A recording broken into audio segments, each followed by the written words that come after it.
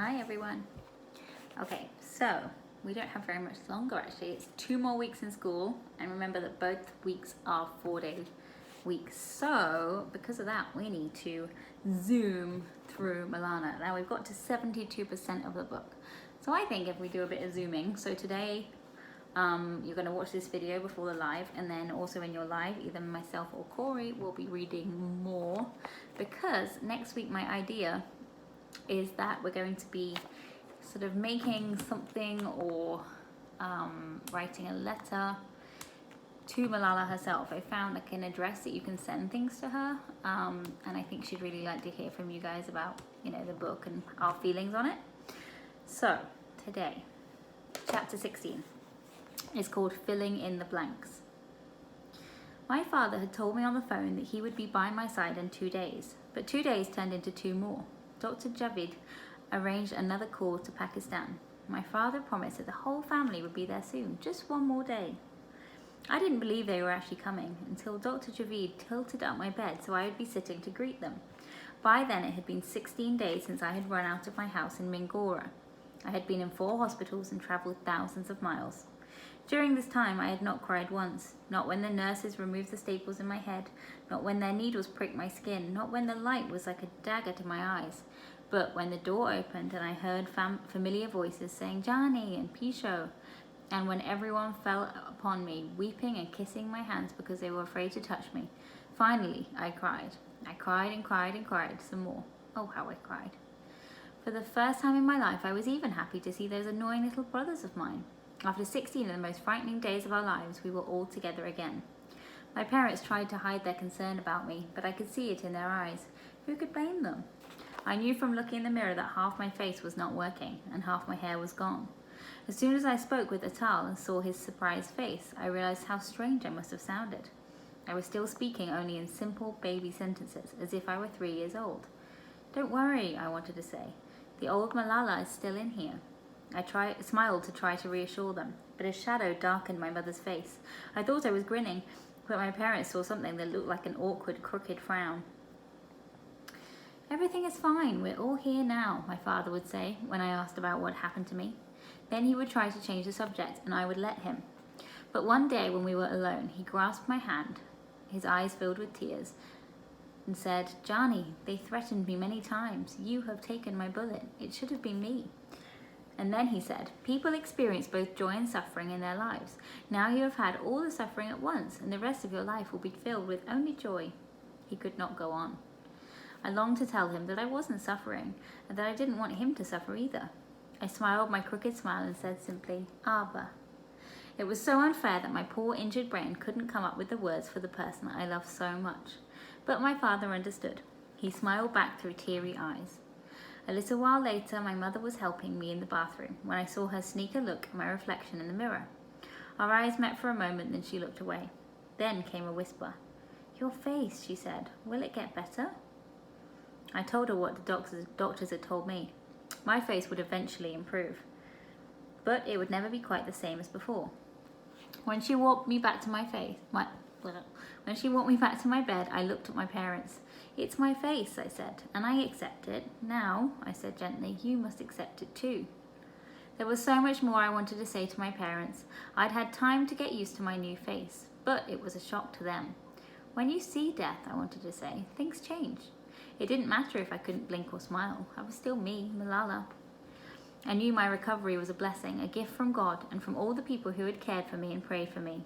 So I was at peace. But while I was in Birmingham healing, watching Shrek and his talking donkey, my poor parents had been thousands of miles away, suffering their own terrible pain. From that day on, our family began to heal together. My parents slowly filled me in on what had happened in the 16 days between the shooting and our reunion. What I learnt was this. As soon as the bus driver, Usman Bhai Jan, realized what had happened, he drove me straight to SWAT Central Hospital. The other girls were screaming and crying. I was lying on Maniba's lap, bleeding. That day, my father was at a meeting of the Association of Private Schools where he was giving a speech. When he learnt what had happened, he rushed off to the hospital. He found me inside, lying on a stretcher, a bandage over my head, my eyes closed, and my hair spread out. My daughter, you are my brave daughter, my beautiful daughter, he said to me over and over again, as if saying it could awaken me. I think that somehow I did know he was there, even though I wasn't conscious. The doctors told my father that the bullet had not gone near my brain, that the injury wasn't serious. Soon the army took charge, and by 3 p.m. I was in an ambulance on the way to a helicopter that would take me to another hospital in the city of Peshawar. There was no time to wait for my mother, so Madame Mariam, who had arrived at the hospital soon after my father, insisted on coming in case I needed a woman's help. Don't cry, my mother had said to our tearful neighbours. Pray. As the helicopter flew over our street, she rushed up to the roof. She took her scarf off her head, a rare gesture for a Pashtun woman, and lifted it up to the sky. God, I entrust her to you, she said. Pakistani TV channels showed pictures and videos of me with prayers and poems. Poor Atal turned on the TV after school, heard the news, and realised that if he hadn't had a tantrum about riding on a tailboard, he would have been on that bus too. Meanwhile, I was in Peshawar, where a doctor had discovered that my injuries were quite serious. He operated on me, and then the 2 British doctors, Dr. Fiona and Dr. Javid, took over my care. Dr. Fiona insisted that I would receive the best care at Dr. Javid's own hospital in Birmingham, England, Queen Elizabeth Hospital, but I needed to be moved immediately, within 2 days. My family couldn't go with me. Dr. Javid assured my father I would be taken care of. Isn't it a miracle that you all happened to be here when Malala was shot, my father said. It is my belief that God sends the solution first and the problem later, replied Dr. Javid. I had missed so much, and yet as my parents told me everything that had happened and that the whole world knew about it, it was almost as if they were telling me a story, that these things happened to some other girl, not me. Perhaps that's because I do not remember a thing about the shooting, not one single thing. The doctors and nurses had complicated explanations for that. The brain protects us from memories that are too painful to remember. Or, they said, my brain might have shut down as soon as I was injured. I love science, but I don't need it to know why I don't remember the attack. I know why. God is kind to me. People don't understand when I say this. I suppose unless you've been close to death, you cannot understand. But death and I have been very close, and death, it seems, did not want me. When I finally watched the news, I learnt that a spokesman for Fazlullah said the Taliban had been forced to shoot me because I would not stop speaking out against them. They had warned me, they told the press, but I wouldn't stop. My other crimes? I spoke for education and peace. In their terms, I was speaking for Western education, which was against Islam in their opinion. The Taliban would try again to kill me, Fazlullah said. Let this be a lesson. It was a lesson indeed.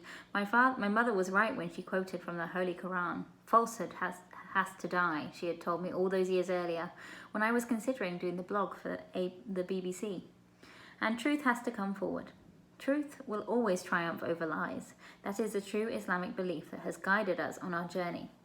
The Taliban shot me to try to silence me, but the whole world was listening to my message now. Okay, ooh, that was a long chapter. All right, got to 78%, so that's not bad. Okay, so in the live lesson today, you are going to hear from either Corey or me, and we're going to read a little bit more. And before that, what I would like you to do is, in preparation for the things that we're going to send Malala, we're going to make all that next week, but in preparation, I think it would be great to keep thinking about things we can ask her. Now, in your work on Wednesday, in your work on Wednesday, you had to come up with one question you wanted to ask her. And what I would like you guys to do today is extend that a bit. And I'm going to ask you to come up with 5 questions. And it doesn't just have to be about what just happened. It can be about something that happened way earlier when she was younger. You know, what were her experiences like growing up? You know, how did she feel at certain different points of the book? Why did she do something? You know, if there's some decision she made, why did she do that? How did you feel? So try and think across all of the things we've read so far. What are questions that you would really like to find out? You know, imagining she got back to us, which who knows if she will. I mean, I think she's a very busy lady, but if she did, what are the things you would like her to answer? Okay, so 5 questions. That's all you need to do this morning. And then just check in with us at the live lesson later this morning, and we can read a bit more, talk about it, talk about the questions you came up with. Okay? Have a great morning.